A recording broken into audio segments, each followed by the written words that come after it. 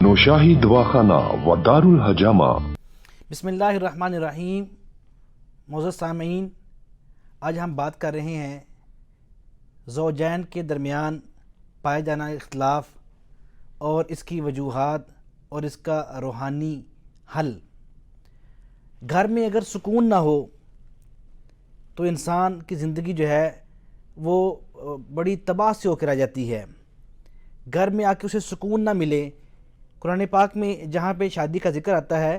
تو اللہ تعالیٰ نے وہاں پہ اس کی شادی کے جہاں دیگر فائدے ہیں وہاں پہ یہ بھی فرمایا ہے لیسکن الیہا، کہ اس سے انسان کو جو ہے اپنی اہلیہ سے دونوں دوسرے سے سکون ملنا چاہیے، جو ہے وہ سکون میسر آنا چاہیے، اس لیے جو ہے وہ جوڑے بنائے گئے ہیں۔ تو دنیا میں ہر چیز کے جوڑے ہیں، تو انسان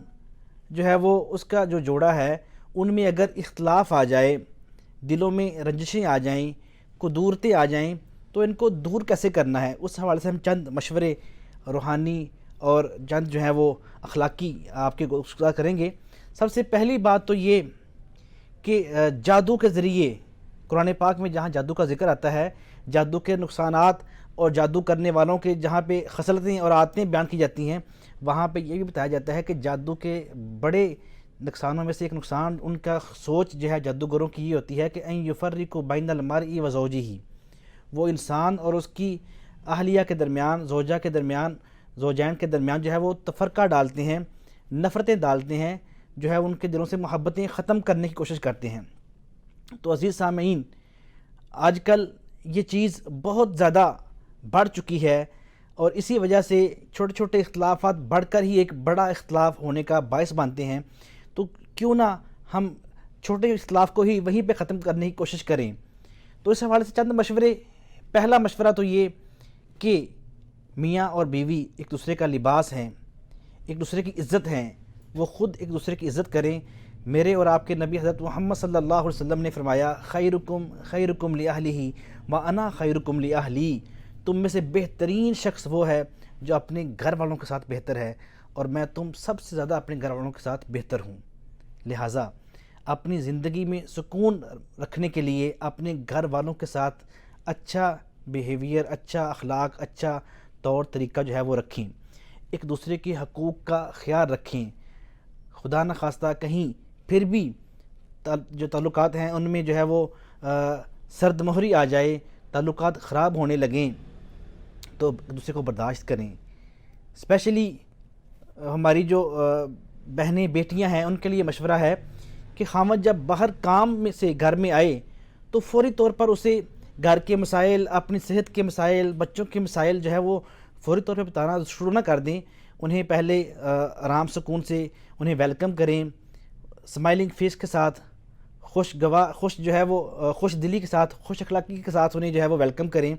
اور پھر ان کے بعد جب تھوڑا ٹائم گزر جائے، چائے پانی کھانا، اس کے بعد پھر اپنے گھر کے جو روٹین کے مسائل ڈسکس کریں۔ آتے ہی انسان کس تکلیف سے یا کس اذیت سے باہر سے تھکا ہوا آیا ہے تو فوری طور پہ آپ کوئی بات کریں گے تو اس سے جو ہے وہ ان کے فوراً رویے میں جو ہے وہ نیگیٹیوٹی آ جاتی ہے اور غصہ جو ہے وہ آ جاتا ہے۔ دوسری بات، خاوندوں سے بھی گزارش ہے کہ وہ بھی اپنے آپ کو کول ڈاؤن رکھا کریں۔ وہ خاتون، وہ لڑکی جو اپنا سب کچھ چھوڑ چھاڑ کے، اپنی ماں باپ، بہن بھائی چھوڑ کے آپ کے گھر آئی ہے، تو اس کی بات اگر آپ نہیں سنیں گے تو کون سنے گا؟ لہٰذا آپ کو بھی اللہ تعالیٰ نے کل کو بیٹیاں دینی ہیں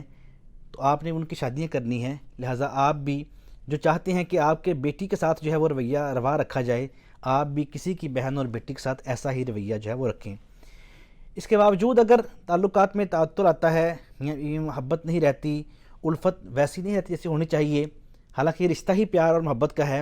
تو اس کے لیے جس طرف سے جو سمجھ رہا ہو کہ دوسری طرف فریق مخالف سے جو ہے وہ محبت کی کمی ہے، ان کے لیے وظیفہ عرض کیا جاتا ہوں، اور یہ وظیفہ میرا انتہائی مجرب، ایسے کیسز جہاں پہ خدا نخواستہ بات جو ہے وہ طلاق تک پہنچ چکی تھی، میں نے یہ وظیفہ پڑھنے کے لیے اللہ تعالیٰ نے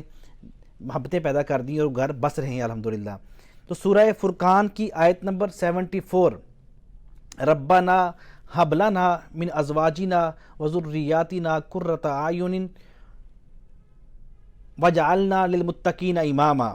یہ آیا مبارکہ جو ہے وہ صبح کی نماز کے بعد 101 دفعہ اول آخر درود شریف کے ساتھ اپنا مقصد ذہن میں رکھ کر اس آیا مبارکہ کی تلاوت کرنے سے انشاءاللہ الرحمن جو ہے وہ ایک ماہ میں، بعض اوقات اس سے پہلے 21 دن میں بھی یہ رزلٹ آ جاتا ہے، لیکن 41 دن یہ وظیفہ کرنا ہے، اور اس کے ساتھ رات کو عشاء کی نماز کے بعد 303 دفعہ یا اللہ، یا لطیف، یا جامع، یہ اول آخر درود شریف کے ساتھ یہ وظیفہ 303 مرتبہ رات کو عشاء کی نماز کے بعد یہ کرنا ہے۔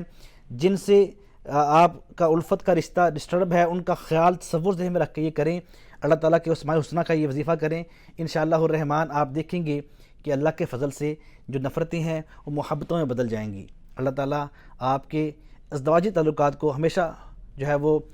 خوش و خرم اور شاد و آباد رکھے۔ نوشاہی دواخانہ و دار الحجامہ